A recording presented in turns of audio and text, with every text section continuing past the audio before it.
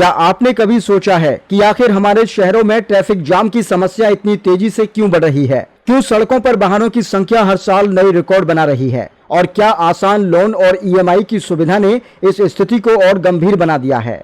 इन्हीं सवालों को लेकर बरेली ट्रेड यूनियंस फेडरेशन के महामंत्री संजीव मेहरोत्रा ने देश में बढ़ते वाहनों, बढ़ते उपभोक्ता ऋण और शहरी परिवहन व्यवस्था की चुनौतियों पर चिंता व्यक्त की है। आइए जानते हैं कि उनकी राय और इस पूरे मुद्दे की हकीकत। भारत में पंजीकृत वाहनों की संख्या अब 41 करोड़ 30 लाख आंकड़े को पार कर चुकी है।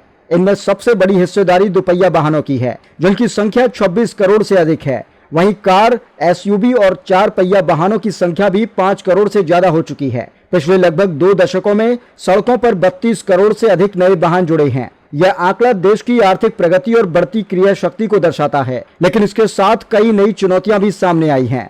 संजीव मेहरोत्रा का कहना है कि वाहनों की इस तेज वृद्धि के पीछे बढ़ती आय, शहरीकरण और आसान ऋण सुविधाओं की महत्वपूर्ण भूमिका रही है।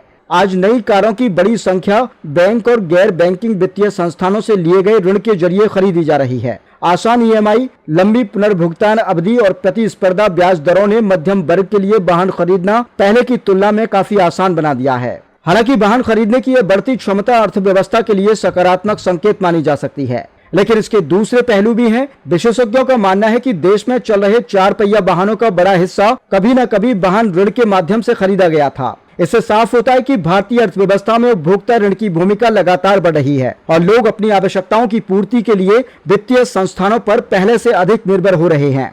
वाहनों की बढ़ती संख्या का सबसे बड़ा असर देश के शहरों पर दिखाई दे रहा है। महानगरों के साथ साथ अब मध्यम और छोटे शहर भी ट्रैफिक जाम, पार्किंग संकट और प्रदूषण जैसे समस्याओं से जूझ रहे हैं। सड़कों की क्षमता सीमित है, जबकि वाहनों की संख्या लगातार बढ़ रही है।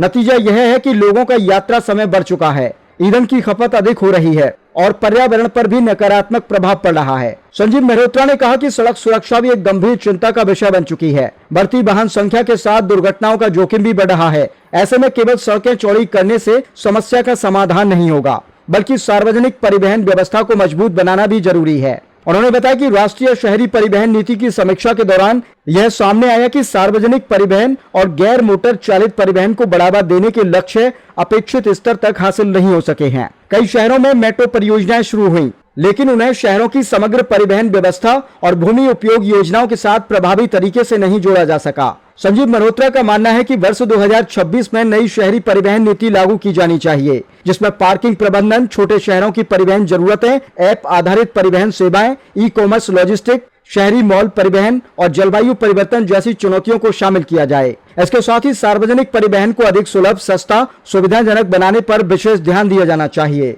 उन्होंने कहा कि भारत की सड़कों पर बढ़ते वाहनों की संख्या आर्थिक विकास का प्रतीक जरूर है, लेकिन यदि समय रहते प्रभावी नीतियां नहीं बनाई गईं, तो आने वाले वर्षों में ट्रैफिक प्रदूषण और ऊर्जा खपत से जुड़ी समस्याएं और अधिक गंभीर हो सकती हैं। इसलिए टिकाऊ, सुरक्षित और समावेशी परिवहन व्यवस्था विकसित करना देश की प्राथमिकता होनी चाहिए।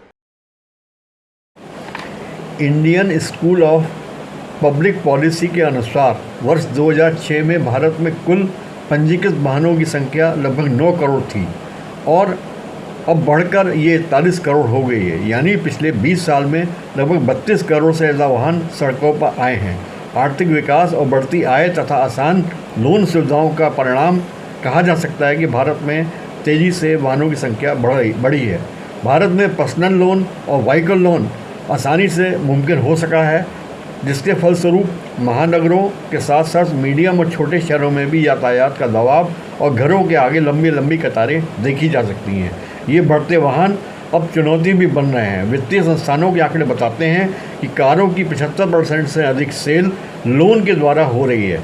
आने वाले समय में कोई ठोस उपाय नहीं किए गए तो यातायात जोखिम के साथ साथ प्रदूषण और पेट्रोल डीजल की भी समस्या बढ़ सकती है।